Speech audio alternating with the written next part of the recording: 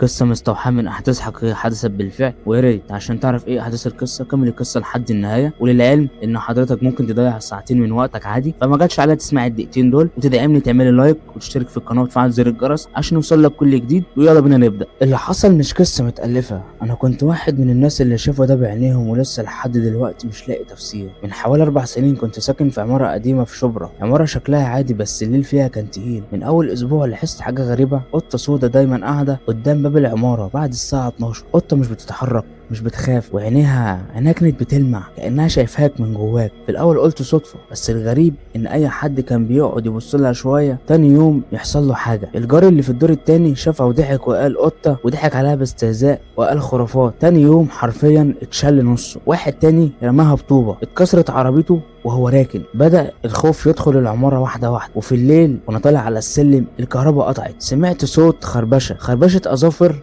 على حديد.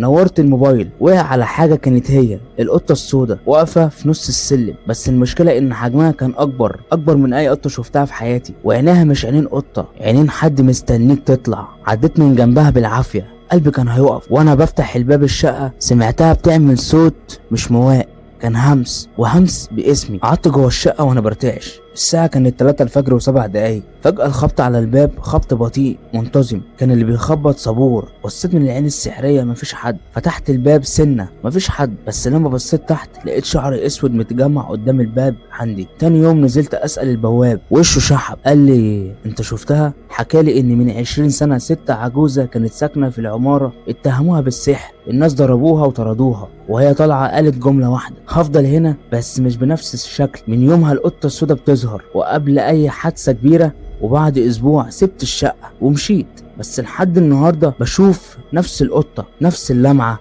نفس النظرة. واللي مرعب انها كل مرة بتقرب اكتر. ويا ريت لو انت وصلت لحد اخر القصة ما تنساش تعمل لايك، اشترك في القناة وفعل زر الجرس عشان يوصلك كل جديد. وسلام.